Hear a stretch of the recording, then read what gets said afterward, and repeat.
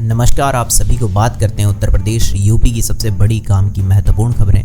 काफ़ी बड़ी खबरें आ रही हैं यूपी की अभी की। पता है क्यों?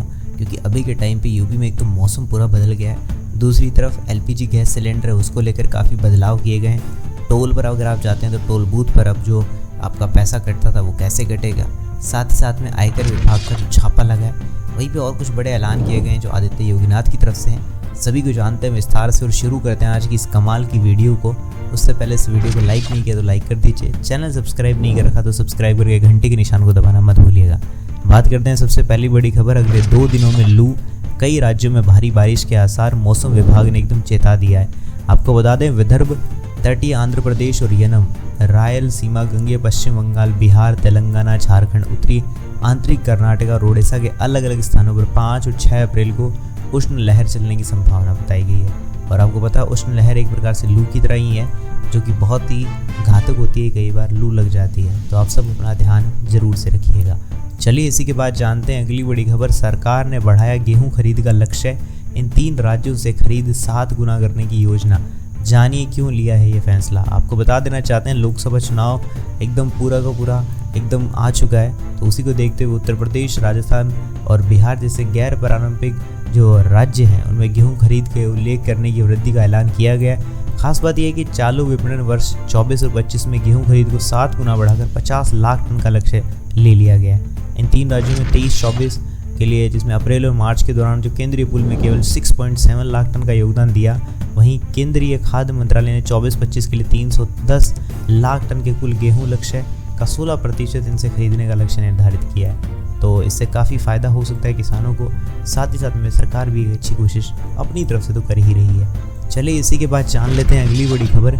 यूपीआई में हुआ बड़ा बदलाव, आरबीआई गवर्नर ने किया ऐलान, अब मिलेगी कैश जमा करने की सुविधा। आपको बता दें आप जल्दी यूपीआई के जरिए कैश भी जमा करा सकेंगे। भारतीय रिजर्व बैंक जल्दी यूपीआई के अंदर यूनिफाइड पेमेंट इंटरफेस के जरिए नकदी जमा करने वाली मशीन से जो है उसमें से पैसा जमा करने की सुविधा देगा, जो आने वाले समय में देखने को आपको मिल सकती है, जो वाकई में बहुत अच्छी चीज़ होने वाली। चलिए इसी के बाद बात कर लेते हैं अगली बड़ी खबर। एलपीजी गैस ई-केवाईसी, ध्यान दें, जी हाँ, ई-केवाईसी नहीं करवाई तो बंद हो जाएगा गैस कनेक्शन, सब्सिडी भी नहीं मिलेगी।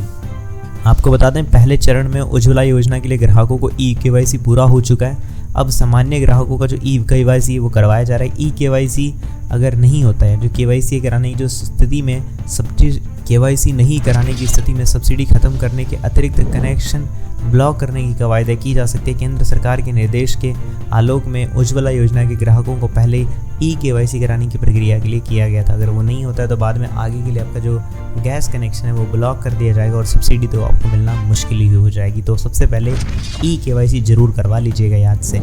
चलिए बात करते हैं अगली बड़ी खबर। क्या सच में मथुरा काशी में मंदिर तोड़कर बनाए गए मस्जिद? जी हाँ, इतिहासकार इरफान हबीब से जान लेते हैं सच्चाई। आपको लगता है, ऐसा कहा जाता है कि हज़ारों साल तक मुगलों ने भारत में मौजूद कई स्मारकों का विनाश किया। माना जाता है कि मुस्लिम शासक यानी मुगलों ने भारत में लूटपाट के जरिए अपना साम्राज्य स्थापित किया।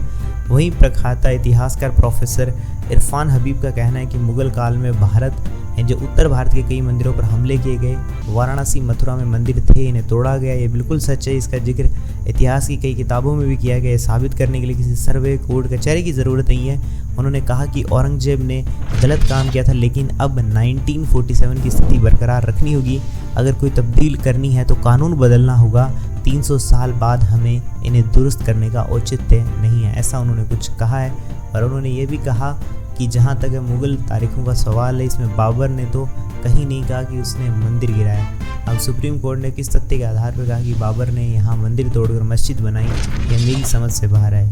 जहाँ तक औरंगजेब का सवाल है तो हाँ, यह है कि जो नए मंदिर बनाए गए थे उसने कहा था कि वो इन्हें गिराएंगे और कुछ मंदिर उसने गिराए भी थे, ऐसा कुछ कहा गया है। बाकी एक बार पोज करके पढ़ लीजिएगा अगर और अच्छे से पढ़ना चाहते हो तो। चलिए इसी के बाद जान लेते हैं अगली बड़ी खबर। टोल बूथ पर जाम से मिलेगी निजात, फास्टैग से नहीं, अब सीधा सैटेलाइट से कट जाएंगे पैसे। जाने कैसे काम करने वाला है। आपको बता दें जीपीएस आधारित जो टोल सिस्टम है, जिसके सैटेलाइट आधारित टोल सिस्टम भी कहा जा रहा है। सैटेलाइट आधारित जो टोल सिस्टम के स्वचालित नंबर प्लेट यानी कि ANPR का इस्तेमाल होगा और जिसकी सहायता से राजमार्ग है उस पर स्थापित जो कैमरों की मदद ली जाएगी। भारत में जल्दी सैटेलाइट आधारित जो टोल सिस्टम है वो लागू हो जाएगा, यानी अब वाहनों का जो टोल प्लाजा पर इंतजार नहीं करना होगा और सैटेलाइट से ही आपके पैसे काट लिए जाएंगे। फिलहाल इस नए सिस्टम का ट्रायल बेंगलुरु और मैसूर हाईवे पर किया जा रहा है। जल्दी द्वारका एक्सप्रेसवे इसकी शुरुआत की जा सकती है। सैटेलाइट टोल सिस्टम में गाड़ियों को टोल प्लाजा पर रुकने की ज़रूरत नहीं होगी। सैटेलाइट मतलब यानी आसमान में जो सैटेलाइट भेजे गए हैं उन्हीं के जरिए कुछ ऐसा किया जाएगा। बाकी पूरी जानकारी आती है तो आपको और अच्छे से बता दिया जाएगा। चलिए इसी के बाद जान लेते हैं अगली बड़ी खबर। यूपी के इस कांटेदार की हरकत जानकर नहीं रोक पाएंगे हंसी, राशन की जगह तोल रहा था सामान। उत्तर प्रदेश के गोरखपुर में एक हैरान करने वाला मामला आया है। यहाँ भटहट के जैनपुर में बुधवार को कोटे की दुकान को अनियमितता के आरोप में निलंबित कर दिया गया। ग्राम पंचायत जैनपुर में कोटेदार नई तोल मशीन पर पहले से ही गिट्टी से भरे बोरों को रखकर तोल की प्रक्रिया पूरी करता था।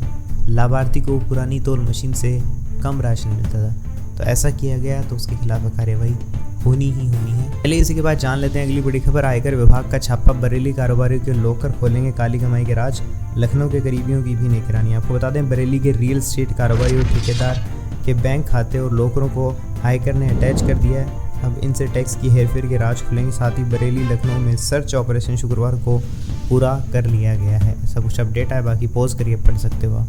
चलिए इसी के बाद जान लेते हैं अगली बड़ी खबर। लोकसभा चुनाव में एक यूट्यूब चैनल की हो रही है जांच, 4 पर प्रशासन ने कसा शिकंजा, केस दर्ज। आपको बता दें अमरोहा में प्रत्याशियों को समर्थन और विरोध करने वाले 4 यूट्यूबरों पर शिकंजा कस गया है। जी आपको बता दें चारों के खिलाफ केस दर्ज कर जाँच शुरू कर दी गई है। दल विशेष के पक्ष और विपक्ष के आरोप पर जो प्रचार उसका आरोप लगाया गया है। चलिए इसी के बाद जान लेते हैं अगली बड़ी खबर। उसके बाद इंपॉर्टेंट खबर क्या आ रही है। आयकर विभाग का छापा, बरेली कारोबारी के लॉकर खोलेंगे काली कमाई के राज, लखनऊ के करीबियों की निगरानी। आपको बताएं बरेली के जो रियल एस्टेट के कारोबारी और ठेकेदारों के बैंक खाते और लॉकरों को आयकर ने अटैच कर लिया है। अब इनसे टैक्स की हेरफेर के राज खुलेंगे। साथ ही बरेली लखनऊ में सर्च ऑपरेशन शुक्रवार को पूरा कर लिया गया था, जो वाकई में बहुत बड़ी चीज़ है। अगर ये चीज़ें होगी तो इम्प्रूवमेंट देखने को मिलेगा ही मिलेगा। चलिए इसी के बाद जान लेते हैं अगली बड़ी खबर। बेटी और व्यापारी की सुरक्षा का जो खतरा बना उसका राम नाम सत्य, अलीगढ़ में बोले सीएम योगी। आपको बता दें मुख्यमंत्री योगी आदित्यनाथ लगातार चुनाव प्रचार में लगे हुए हैं। शुक्रवार को उन्होंने अलीगढ़ और बागपत में चुनावी सभाओं को संबोधित अपराधियों पर नकेल की चर्चा करते हुए कहा कि अब सभी सुरक्षित हैं, ऐसा कुछ उन्होंने कहा। उसी के बाद जान लेते हैं अगली बड़ी खबर। सेमी हाई स्पीड मेमू ट्रेनें 110 की रफ्तार से भरेंगी फराटा, कोच में होगी आधुनिक सुविधाएं। आपको बता दें सेमी हाई स्पीड जो मेमू ट्रेनें होंगी 110 की रफ्तार से फराटा भरेगी। गुरुवार को इस रैंक को तैयार कर लिया गया। यह मेमू ट्रेन आने वाले दिनों में 2 महानगरों को जोड़ने में काफ़ी मदद करने वाली और काफ़ी मददगार साबित हो सकती है। चलिए इसी के बाद जान लेते हैं अगली बड़ी खबर। बंदरों के झुंड ने घर में घुसकर किया हमला, एलेक्सा ने बचाई ऐसे 2 बच्चों की जान। आपको बता दें बस्ती में बंदरों के झुंड ने घर में घुसकर हमला कर दिया। 2 बच्चियां उस समय घर में अकेली थी। बंदरों ने घर का सामान फेंका और बच्चियों की ओर बढ़े। एक बच्ची ने एलेक्सा को कुत्ते की आवाज़ निकाल कर कमांड दिया और उससे वो डरकर भाग गया। बंदरों ने झुंड ने घर में घुसकर हमला कर देते तो काफ़ी बड़ा नुकसान हो सकता है। चलिए इसी के बाद जान लेते हैं अगली बड़ी खबर। यूपी सीएम योगी आदित्यनाथ की होगी 5 चुनावी रैलियां, उत्तराखंड के इन शहरों में भरेंगे ओंकार। आपको बता दें यूपी के सीएम योगी आदित्यनाथ की हल्द्वानी में 8 अप्रैल को रैली वास्तविक एक। इसके अलावा 11 अप्रैल को वह श्रीनगर, हरिद्वार, किच्छूरुली में रैली करेंगे।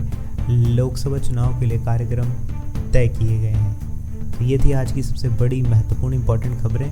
उसी के साथ एक महत्वपूर्ण खबर और है बिजली विभाग को लेकर, वो भी आपको बता दूं बिजली मीटर। चलिए इसी के बाद बात कर लेते हैं अगली बड़ी खबर।